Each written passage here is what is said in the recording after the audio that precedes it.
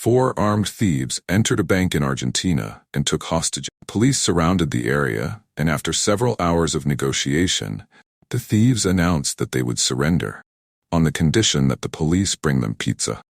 The pizza arrived, but suddenly the thieves cut off all communication with the police. The police decided to storm the bank, but inside they found only the hostage. When they checked the vault downstairs, they found it looted with no trace of the thieves or any visible way they could have escaped. No holes in the ground, no visible exits. The police immediately turned their attention to the hostages, suspecting that the thieves might be hiding among them. So, were the thieves really hiding among the hostages? Or where did they go exactly? That's what we'll find out in today's story. Grab a cup of coffee and subscribe, and let's begin. In 2006, the largest bank robbery in Argentina was executed. A smart and complex operation in which the thieves were 4 men. The first was the mastermind and leader, Fernando Araujo. The second was the engineer of the operation, Sebastian. The third was named Beto de la Torre, whom we'll call the financier, and the fourth was nicknamed the Silence, whom we'll call the violent one. 2 other individuals assisted them from the outside, but their identities remain unknown. The first was nicknamed the Doctor, and the second, the Boy. I want you to keep these 4 names in mind, and I've given each one a nickname to make them easier to remember. The story begins with Fernando, the leader and mastermind of the operation. One day, this man went to a psychiatrist and said, "I want to rob a bank." The psychiatrist was surprised, thinking that Fernando was speaking under the influence of drugs, because Fernando was known to smoke and use drugs frequently. The psychiatrist asked him, "Okay, so where did this desire come from? Is it about the money? Do you need money?" Fernando replied, "No, I don't need money. But you know me, I'm an artist, I love art, and I feel like I can create a great piece of art in the field of bank robbery." The psychiatrist then asked, "And how do you plan to carry out this operation?" Fernando replied, "I don't know yet, but this idea has consumed my entire mind. I think about it before I sleep, when I wake up, and at every moment of my day. I want to rob a bank." At that point, the psychiatrist strongly believed that it was just the drugs talking. But Fernando was indeed serious about robbing a bank and was going to execute the smartest and largest bank robbery. Fernando started walking through the streets of Buenos Aires, Argentina's capital, to scout potential targets for the operation. He eventually found a bank named Banco Rio, one of the well-known banks located in a very wealthy area, meaning that the rich stored their wealth, valuables, and precious items there. Fernando then started thinking about the possible ways to carry out the operation. First method was to enter the bank when it was open, armed, and take the money from the tellers quickly, before the police arrived. But the problem with this method was that it was highly risky, and the loot would be small, because they wouldn't have time to go to the vault and take what was inside. They'd have to leave quickly before the police arrived. The second method was to break into the bank when it was closed. This method usually involved digging a tunnel underground that would lead to the vault. But this method also had its drawbacks, as it could be discovered quickly, because the bank had thermal sensors and advanced alarm systems that could easily detect if someone was inside the vault when it was closed. Both methods were difficult and highly risky. So Fernando thought that if he was going to take a risk anyway, he might as well get the biggest prize, which meant he would go with the second method and dig a tunnel to access the vault while the bank was closed. He started thinking about how he could dig the tunnel. Initially, he thought about renting a ground-floor apartment or warehouse near the bank and digging a tunnel to reach the vault from underground.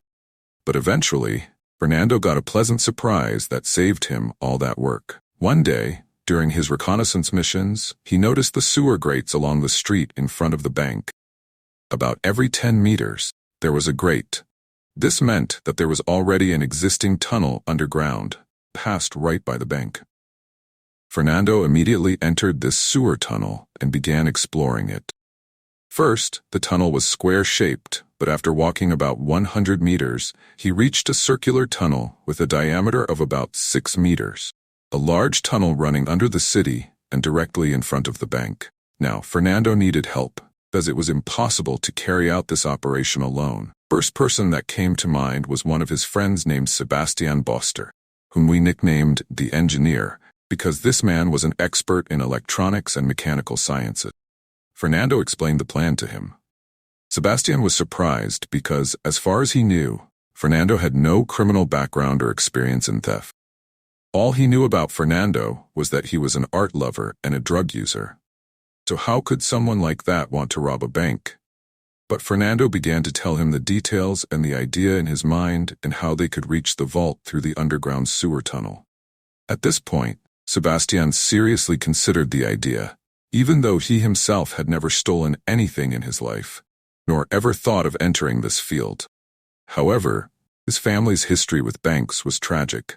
His father and grandfather suffered greatly when the banking system collapsed at one point in Argentina, and many of their savings and money were lost, and no one returned their rights. Sebastian started to think that this was a right to be reclaimed, and that the banks were the evil party in the equation. From his perspective, at least, if he robbed the bank, he wouldn't be doing anything unethical. The engineer, Sebastian, told the leader, Fernando, that he was in on the operation. Together, they went to the bank's location and the sewer tunnel beneath it and began calculating where exactly they needed to dig. First, Fernando brought measuring tapes and started lowering them into the sewer grates. These tapes would help them determine their exact position inside the sewer tunnel, the distance from the surface, and other key measurements. Afterward, they went inside the bank and took some photos discreetly, pretending to be new customers. They went downstairs to the bank's vault, which was in the basement, to get a sense of its size and the number of safety deposit boxes inside it. There were hundreds of safety deposit boxes, but even with all these calculations, everything was still an estimate. They didn't have exact numbers. To get those precise figures, they needed the bank's building plans, which were likely stored in the municipal office. Luis, the violent one, had a hot temper and always seemed ready to resort to violence at any moment. But despite all that, he was smart and skilled in acting and deception. He would play an important role in the operation later on. Now the gang was complete. Fernando, the leader, Sebastian, the engineer, Beto, the financier, and Luis, the violent one. The four of them began discussing the details of the operation and went down together to the sewer tunnel. They looked at the place and saw the calculations that Fernando and Sebastian had made. The next step, as we mentioned, was to get the building plans of the bank. Luis, the violent one, told them, "I'll get you those plans." They asked him how, and he replied, "I'll get them, don't worry." And indeed, after a few days, he brought them the plans and laid them out in front of the group. They still don't know how he got them, whether he bribed someone or broke into a place and stole them. But the important thing is that they now had the plans, and they began making exact calculations. Their first plan was to access the vault through the sewer tunnel. Sebastian, the engineer, devised a plan to make a large pipe that would fit inside the sewer tunnel. This pipe would act as a drill to drill into the bank vault. The operation took them about a month, and the cost of the tools Sebastian made exceeded $80,000. Then they started digging from the sewer tunnel, heading towards the bank vault. Here, Fernando, the leader, encountered an unexpected obstacle. The rocks and mud they were digging through were extremely solid, making it almost impossible to drill through them. This led to two new problems. First, the manual labor was very slow, and second, they had a lot of heavy tools to carry, which increased the load. Fernando was exhausted, feeling he had underestimated the job, but he was determined to carry on because he had started the operation and wasn't going to stop halfway. They spent about 4 months digging the tunnel. They dug about 14 meters from the sewer tunnel towards the bank vault. During this time, Fernando and Luis, violent one, started scouting the area around the bank. They walked through the streets as normal pedestrians, but they were secretly surveying the locations of all the cameras, alarm systems, and emergency exits of the bank. They also scouted the entire surrounding area to learn about all the nearby streets and alleyways, and they visited the bank frequently, pretending to be customers to familiarize themselves with the bank's routine. Finally, the big day arrived on January 13, 2006. This day was chosen specifically because it was a Friday, a day when bank employees and clients would likely be preparing for the weekend. The gang entered the bank, and Beto, the financier, told them not to worry, that it would be a normal robbery. He and the boy entered the bank first, wearing sunglasses and fake beards to blend in with the other customers. They also carried large duffel bags to hold the money and other items they would steal. They sat down in the waiting area, observing the bank employees and security guards. A few minutes later, Luis, the violent one, entered the bank with a machine gun, and everything changed. He shouted, "This is a robbery! Everyone down!" Then Beto and the boy pulled out their weapons and started herding the customers and employees into a corner. Beto locked the bank's main door from the inside to prevent anyone from escaping. The boy took over securing the hostages, while Luis, violent one, stood guard near the door, and Beto headed downstairs to the vault. Meanwhile, Fernando and Sebastian, the leader and engineer, were inside the tunnel, digging. They had reached the concrete wall, and it was the most challenging part of the operation. They were using a special drill that Sebastian had designed to bore through the thick concrete, but it was tough going. They were also racing against time because the police had already been alerted, and they knew they had only a limited window before the situation escalated. The police arrived quickly and surrounded the bank, setting up a perimeter. The negotiator contacted the robbers inside the bank and began trying to talk them into surrendering. However, the gang was calm and confident. They had prepared for this. The boy took the lead in the negotiations, using a calm and composed tone, and gave the police a list of demands, including food and a getaway car. Meanwhile, inside the tunnel, Fernando and Sebastian were drilling through the concrete. It was a painstaking process, and the drill was making a lot of noise, which was risky, because it could alert the police to the fact that something unusual was happening in the vault.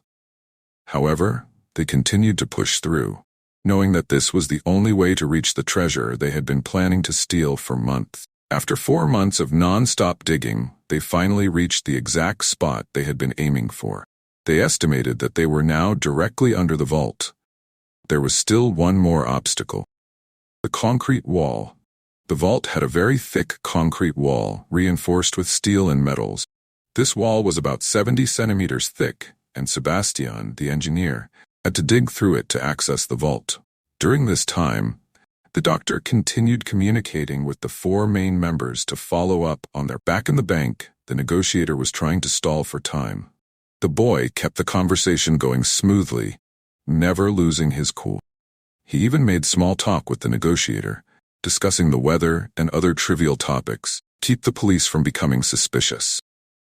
This tactic worked, and the police began to believe that the robbers were planning a typical bank robbery.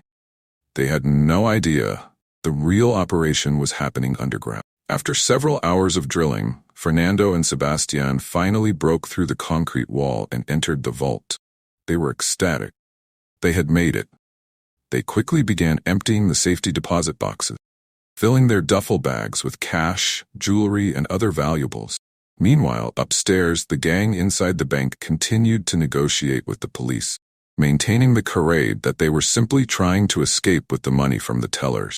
As the afternoon wore on, the gang decided it was time to execute the final part of their plan. The boy told the negotiator that they were ready to surrender, but they wanted pizza first. Police, eager to resolve the situation without violence, agreed and sent the pizzas into the bank. This was a crucial part of the gang's plan because it distracted the police and gave them a false sense of control over the situation. While the police were preoccupied with the pizza delivery, Beto and Luis, the violent one, quickly moved the hostages into the bank's vault area. They forced the hostages to sit down and remain silent. The gang then donned new disguises, blending in with the hostages. This way, when the police eventually entered the bank, they wouldn't be able to distinguish the robbers from the innocent civilians. After ensuring that everything was in place, Beto and Luis signaled to Fernando and Sebastian that it was time to leave. The 2 men in the tunnel packed up their tools and exited the vault, crawling back through the tunnel to the sewer.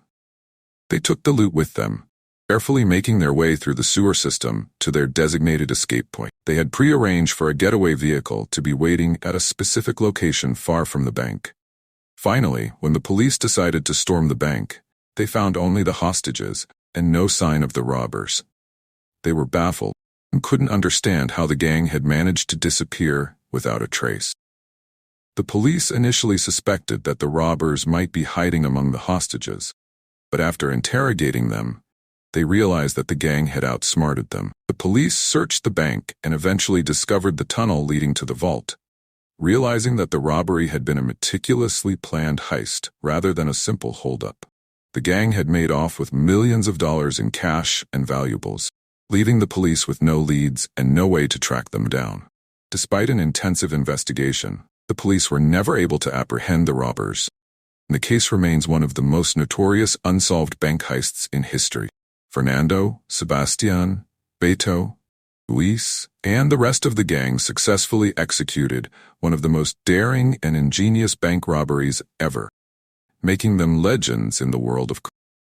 And that's the story of the Banco Rio heist, a masterclass in deception and planning that left the authorities stunned and the thieves victorious. Thank you for listening to today's episode. Until next time, stay safe and goodbye.